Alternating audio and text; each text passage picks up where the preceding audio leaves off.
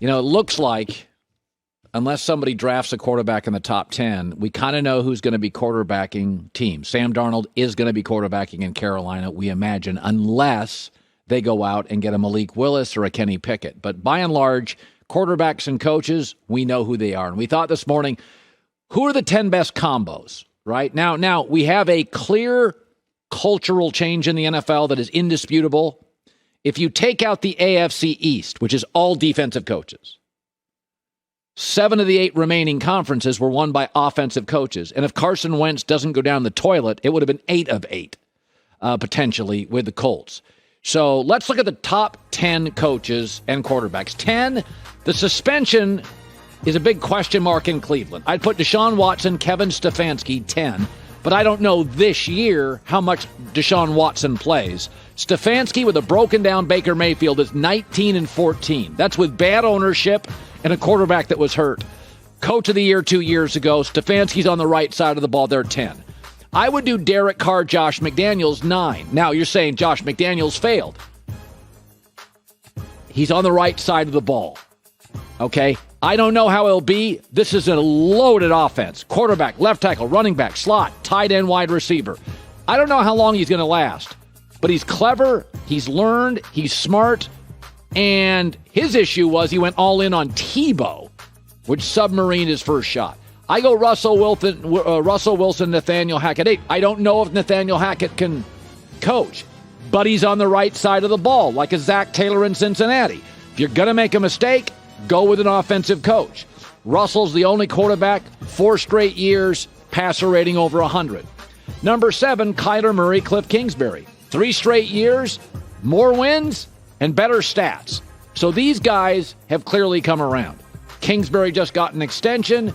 I imagine in the next year or less, Kyler's going to get a new contract. But we can't deny this. They've struggled after week 7 the last couple years, 9-20. But they got into the playoffs. They got to be in our top 10. Number 6, Aaron Rodgers, Matt LaFleur. Now, many will say this is low. But is Matt LaFleur better than McCarthy, or is he just winning more against the lousy NFC North? He's not doing any better in the playoffs. You can argue he's doing worse.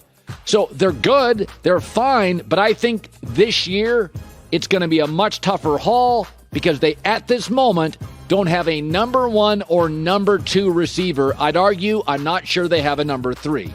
Number 5, Joe Burrow and Zach Taylor. I like Burrow better than Aaron as a quarterback because I think he throws the ball down the field. He's not paralyzed by interceptions. I think he's much more likable. I think he's a better leader.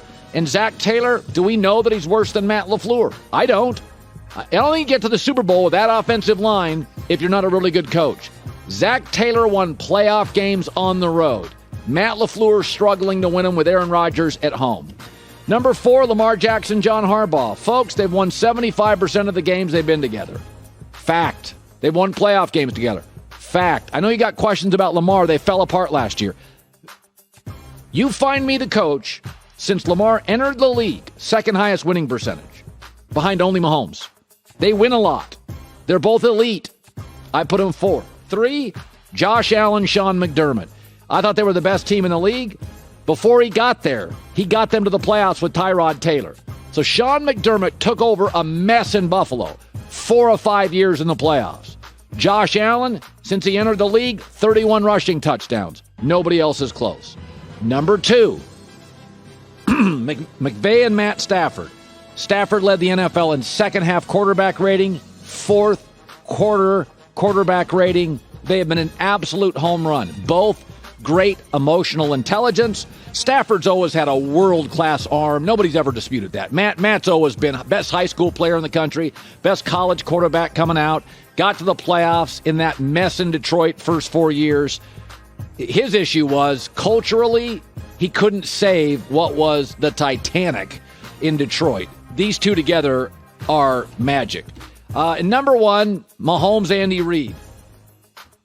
Listen, they're 20-3 against the AFC West since they conjoined, and the Chiefs have the best record in the NFL in the Mahomes, Andy Reid era, 50-15. You can't deny it. He's had some mini slumps. He did last year, but as long as they're together with a good GM to get them weapons, they're number 1. Now, I know what you're saying. Where's Brady and Todd Bowles? I think the Buccaneers erred on the side of defense. I would have hired Byron Leftwich, not Todd Bowles. I saw him the first time. It didn't work. Nice guy.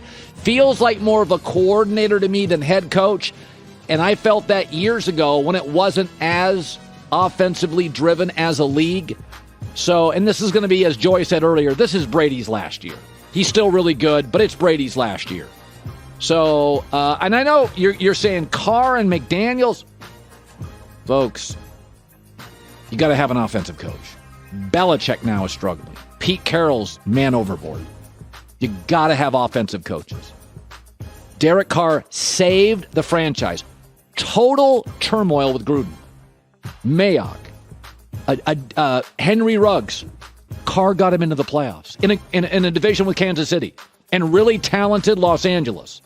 So Derek Carr has been... There's an argument. I would make the argument Derek Carr is the most underrated quarterback in a decade in the league. Hi, everybody. Thanks for watching. Subscribe here to get the latest from the show. Also, be sure to check out more of the best clips from The Herd or go watch a few segments from other shows on FS1.